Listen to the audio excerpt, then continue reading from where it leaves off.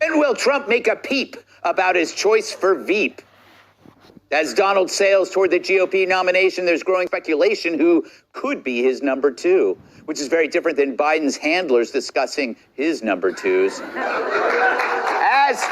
That's too easy. As the New York Post reported over the weekend, Trump's team had reached out to RFK Jr. early on about serving as VP. They, quote, wouldn't write it off. Well, it certainly would prove true, the old saying, politics makes for strange bedfellows. Something I remembered whenever I woke up next to B. Arthur. R.I.P. But despite that report, a top Trump aide said it's 100% fake news. No one from the campaign ever approached RFK Jr. or ever will. And it would also require RFK to switch affiliation again, as he's already been a Democrat, an independent, and a member of Planet Fitness. So like Jerry Nadler's penis when he looks down, the VP choice remains to be seen. Sorry, I apologize.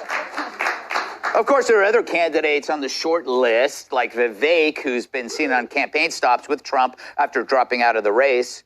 But for all we know, though, Trump's actual choice for VP could be hiding in Vivek's hair. South Dakota Governor Kristi Noem, she's got the looks of Marie Osmond, and as a wartime leader, she kept the peace between South and North Dakota. There's also J.D. Vance, Tulsi Gabbard, Elise Stefanik. But who else could he pick? Are there any other out there that would be worth mentioning? How about Ted Nugent, huh? Yeah. Yo. Yeah, Antifa definitely won't attack the White House. Abe Lincoln, even in his present condition, he'll run circles around Kamala. Barbie, she's got more brains in her head than Kamala and less plastic in her face than Pelosi. And, of course, Brian Kilmeade. That guarantees no one will ever want to take out Trump. Ow. Who's that? What's that mean, the moaning? All right, Andrew, who would you like to see as VP? Have you thought about it? Well, I mean, already considering that Biden effectively has Taylor Swift as his VP, you know, Trump's got to go outside the realm of reality here. He's got to do like Sexy Red, maybe, yeah. Or you know, I'm thinking like 50 Cent, because that's what $1's worth now in this economy. It is interesting how people in the hip-hop world are moving towards Trump. Trump doesn't have to do anything, just be himself, yep. And the world comes to him. Kat, the one thing I liked about RFK was that he never blamed the voters for their preferences. Like, he was genuinely seemed to understand Trump voters or be interested in how they felt. Yeah, and the fact that he's not a Republican, I don't think really would make that much of a difference. Yeah.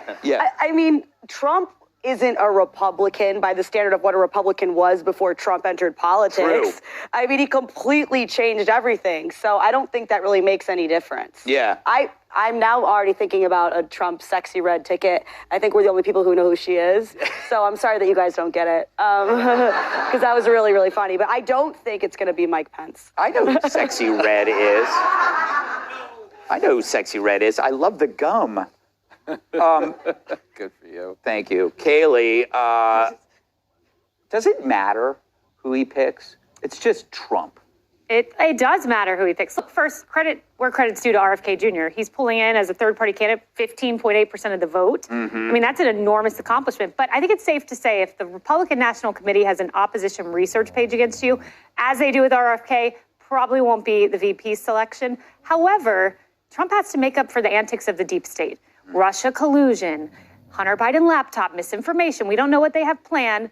So he needs someone who can bring in independence. I'm just going to throw a name out there, someone like Glenn Youngkin, who Trump's only behind in the state by 3, and he's up 24. So. That's not bad. Would they get along? I always think about, like, whoever he picks, they have to get along. I think so, but Glenn Youngkin can do it. Look, Biden's down 17 in the state. Glenn Youngkin's up 24. Bring on that guy. Yeah, you know, Scott Adams brings up Vivek, and it's because he believes it's a perfect compliment to Trump in the sense that Vivek explains Trump better than Trump does. He's like Robin to Trump's Batman. Yeah, because that's really funny. But it's true in a lot of ways. Trump's surrogates are more on message than him. Like, to be serious, wasn't always like that. No, I was gonna joke, and this is a joke, and say that it should be Kanye for real. But he's made so many anti-Semitic comments. He's now president of Harvard. I was like halfway to a joke, and I'm like, he's got a job. Listen, if you want theories, okay, in the era of identity politics, I think he does need a woman of color. I would say Elizabeth Warren. Oh, I saw that coming. Good for like you. a frisbee in the desert. That was just coming when you said women of color. We owed them one. But no, I mean, I think it's substantial. But what's important is it doesn't matter who he puts on the ticket. I think to prove a point, he should almost consider a centrist Democrat. Joe Manchin? No, I'm not even kidding. He would kill us for saying this, but our mutual friend Harold Ford Jr. Oh, I'd love that. Just to get him off the 5, though. I like it for the. How dare you? I'm kidding. But I like it for the country because I'd like somebody who's centrist Harold Democrat. Ford would be a great He'd president. be phenomenal. I believe that. I would actually work for him. Me too, and I would also laugh every day because the Democrats would call him racist Hitler. Yeah. You know, Yes. like who's this white supremacist? But old So Harold. true. All right, up next, is it funny when a millionaire begs for money?